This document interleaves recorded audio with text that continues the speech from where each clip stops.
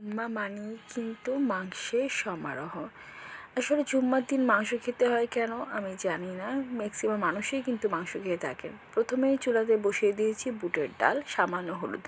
আসসালামু আলাইকুম, কী অবস্থা সবার, কেমন আছেন সবাই? আশা করি সবাই খুব ভালো আছেন। আল্লাহর রহমতে আমিও ভালো আছি।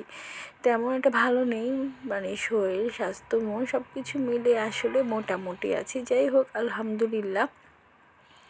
এই তো আজকে একটু মাংস রান্না করব, মানে বললাম না জুম্মার দিনে কিন্তু সবার একটু আবদার থাকে মাংস খাওয়ার।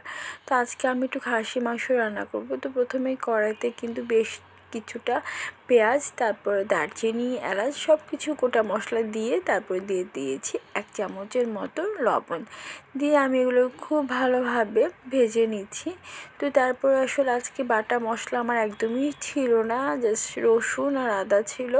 তো সবগুলোকে একটু মানে আমি একটু থেতো করে নিয়েছি। আসলে আজকে ব্লেন্ড করার কোনো ইচ্ছেই আমার ছিল না। তো তারপরে দিয়ে দিলাম একটু 1 চামচের মতো হলুদ, আবার 1 চামচের মতো মরিচ গুঁড়া।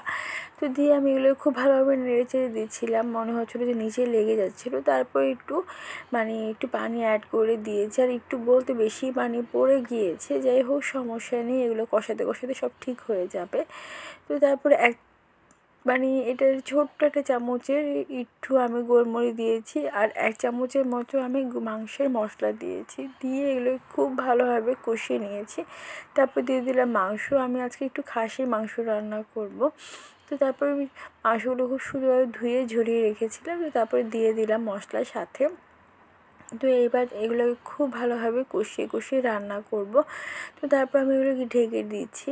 তো ঢেকে দিয়ে আসলে রান্না করব। আর আজকে আমি মাংস, বুটের ডাল আর আলু দিয়ে রান্না করব, সবার আবদার। তো আমার আসলে বুটের ডালটা তেমন একটা পছন্দ না, বাট কিছু করার নেই, সবার পছন্দ। তারপর আমি বুটের ডালগুলো দিয়ে দিয়েছি। আমি জাস্ট হালকা একটু বুটের ডালগুলো সিদ্ধ করে নিয়েছিলাম, পুরোটা না।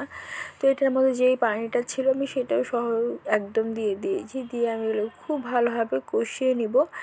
আর কষাতে কষাতে কিন্তু আমি খুব সুন্দরভাবে এগুলোকে মানে রান্না করে নিব। তো আমি এগুলোকে খুব ভালোভাবে মশলার সাথে মিশিয়ে নিচ্ছিলাম, যাতে খুব সুন্দরভাবে এগুলো মশলার মধ্যে ঢুকে যায়। তো আমার বুটের ডালগুলো খুব সুন্দর মতো হয়ে গিয়েছে। এরপর আমি দিয়ে দিয়েছি বেশ খানিকটা আলু।